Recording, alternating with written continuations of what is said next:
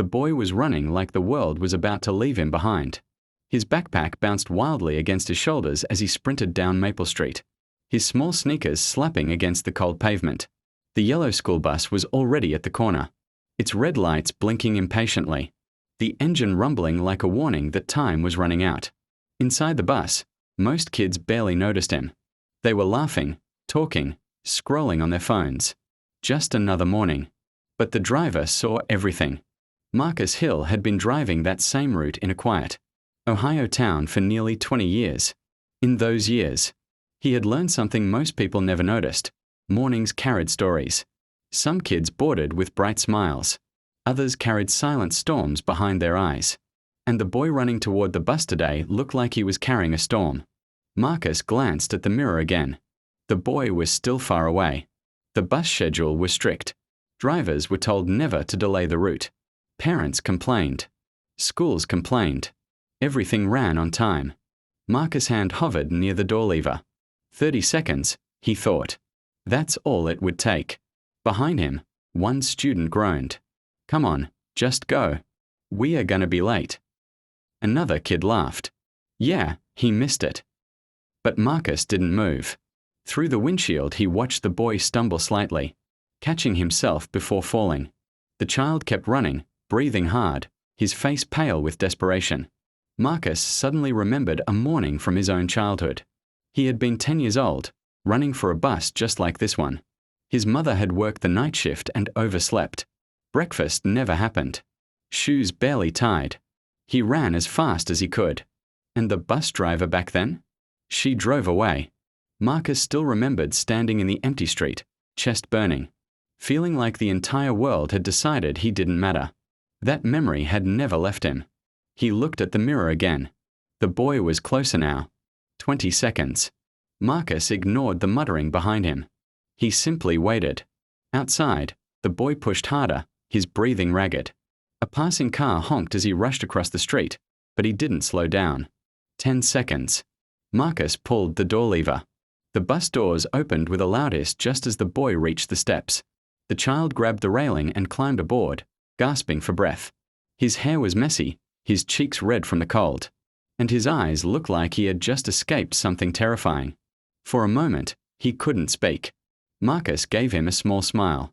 Take your time, son, he said gently. The boy finally whispered, Tach. Thank you. Marcus closed the door and pulled the bus back onto the road.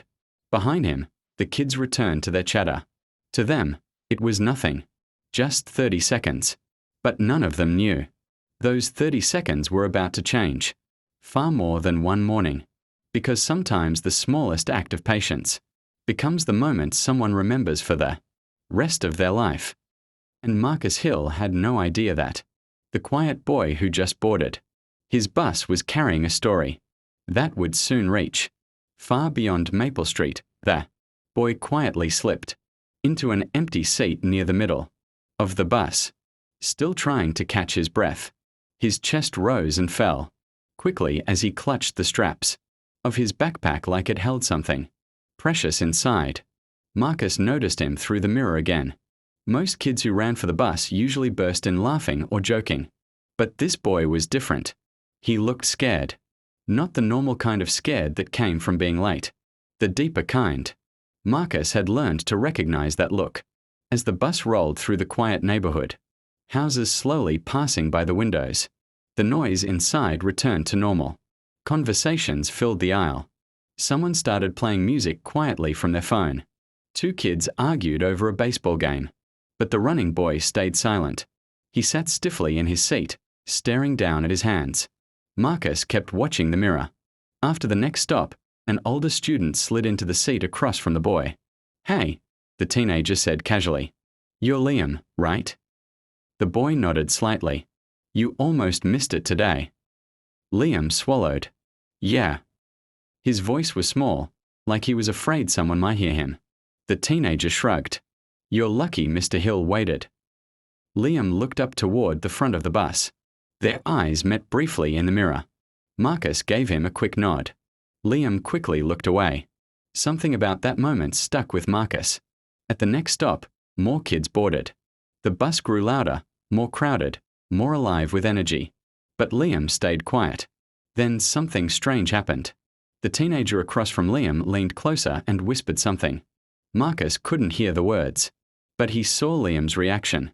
The boy's face tightened. His eyes filled instantly with tears he tried desperately to hide. Marcus' grip on the steering wheel tightened. He had seen bullying before. After 2 decades of driving kids, you learned the signs quickly. He watched carefully in the mirror. The teenager smirked and leaned back like nothing had happened. Liam stared down again. Marcus' chest felt heavy. He remembered another truth about school buses. They could be safe places, or lonely ones. As the bus approached the school, Marcus made a quiet decision. When the bus pulled into the drop-off lane, students stood and rushed toward the door in a wave of backpacks and noise. Liam stayed seated. He waited until nearly everyone else had left. Marcus pretended to check something on his dashboard, giving the boy time. Finally, Liam walked slowly toward the front. When he reached the steps, Marcus spoke softly. "You doing okay, son?" Liam hesitated. For a moment it looked like he might say yes and walk away. But instead, something inside him cracked. "No," he whispered. Marcus turned slightly in his seat. "What's going on?" Liam's voice shook. "They were waiting for me." Marcus frowned. "Who?" Liam wiped his eyes. "The boys at school. If I missed the bus today, they said they'd find me walking." Marcus felt a chill run down his spine. And suddenly those 30 seconds didn't feel small anymore. They felt like the difference between safety and something much worse. Marcus sat quietly for a moment, letting Liam's words settle into the morning air. Outside the bus windows, the school courtyard buzzed with students walking toward the entrance, laughing and talking like any ordinary day had begun. But inside the bus, everything felt different. Marcus turned slightly in his seat so he could face Liam more fully. "Those boys bothering you a lot?" he asked gently. Liam nodded slowly, eyes fixed on the floor. "They started a few weeks ago." Marcus had heard that sentence before. Bullying rarely appeared overnight. It crept in slowly, day after day, until a kid felt like the walls were closing around them. "What do they do?" Marcus asked. Liam hesitated again, clearly embarrassed. "They take my lunch sometimes, call me names, push me around in the hallway." Marcus felt anger rising in his chest, but he kept his voice calm. "Have you told the teacher?" Liam shook his head quickly. "No." "Why not?" The boy's answer came out barely above a whisper. "Because it might make it worse." Marcus leaned back slightly. He knew that fear too well. For a child, school could feel like its own universe. Adults weren't always there to see the quiet cruelty that happened between bells and classrooms. "You know," Marcus said slowly, "when I was about your age, something similar happened to me." Liam looked up for the first time. "Really?" Marcus nodded. "Couple boys thought it was funny to make my life miserable every day."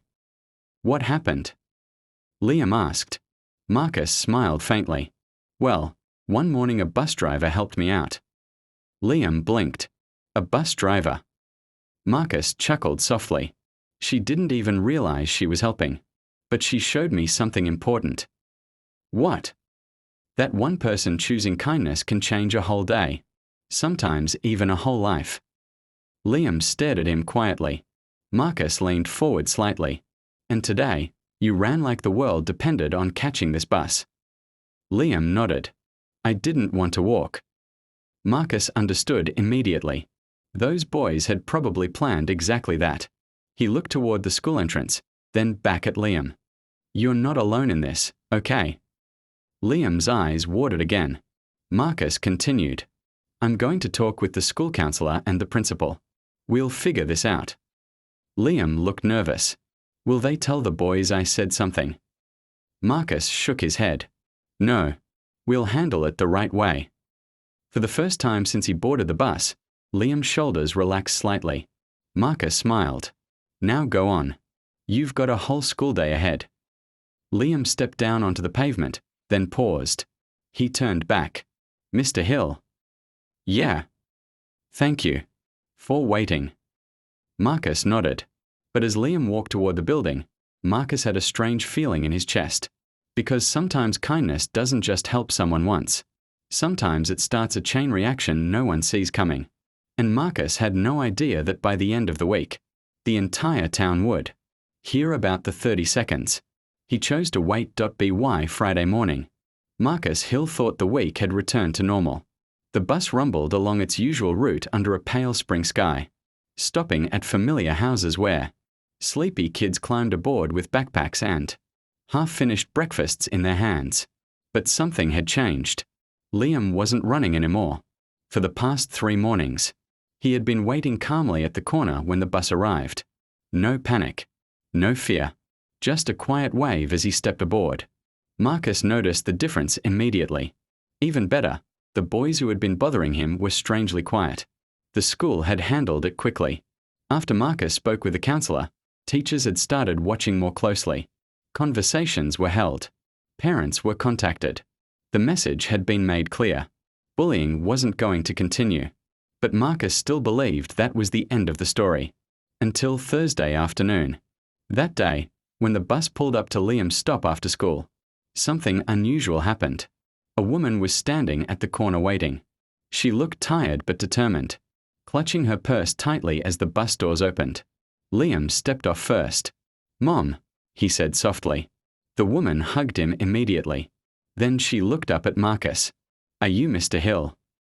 Marcus nodded. "Yes, She walked closer to the bus steps. Her eyes were red, like she had been crying earlier. "I just wanted to say thank you." Marcus looked confused. "For what?"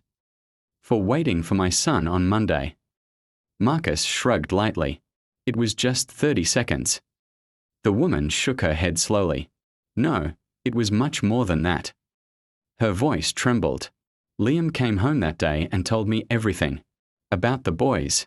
About being afraid to walk. About how you waited." Marcus felt a lump form in his throat. She continued. He said that was the first time in weeks he felt like someone noticed he was struggling. Liam stood quietly beside her. "Kids don't always say when they're hurting," she said softly. But that small moment meant the world to him. Marcus didn't know what to say. Finally, he smiled gently. "I'm just glad he made the bus." The woman smiled back through tears. Sometimes that's all it takes. Someone deciding to wait. Neither of them realized. A parent across the street had recorded part of the moment earlier that week. And by the next morning, that simple story would begin spreading across the internet. All because of 30 seconds. The video appeared online Saturday morning. At first, it seemed like just another short clip floating through social media. A grainy recording from across Maple Street showed a yellow school bus waiting at the corner. The engine rumbled while a small boy ran down the sidewalk, clearly trying with everything he had to reach it. The caption read, "Bus driver waited for this kid when he could have left. Kindness still exists." In the video, the doors opened just as the boy arrived. He climbed aboard, breathless. Then the bus drove away. That was it. 30 seconds of footage. But something about the moment felt powerful. Within hours, thousands of people shared it. By evening, the views climbed into the millions.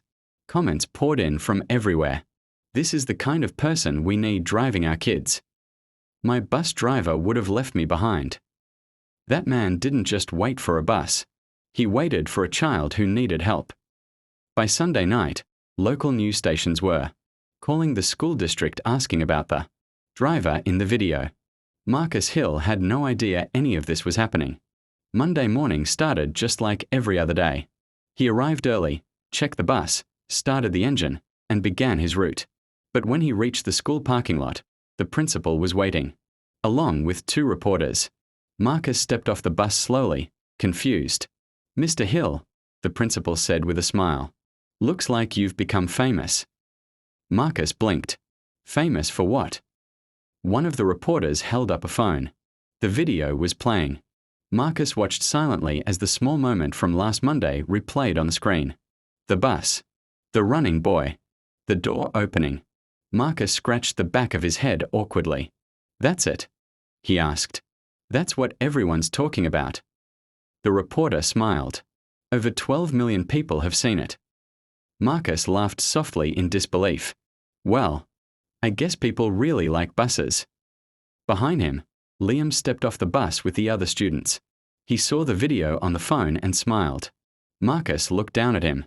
You started all this attention, kid. Liam grinned shyly. The reporter asked one final question. Mr. Hill, why did you wait? Marcus thought for a moment. Then he gave the simplest answer he knew. Because sometimes a kid running for the bus isn't just late. He glanced at Liam. Sometimes they're running from something. The story spread far beyond that small Ohio town. But for Marcus Hill, it never stopped being simple. Kindness didn't have to be big. Sometimes it was just 30 seconds. And the decision not to drive away.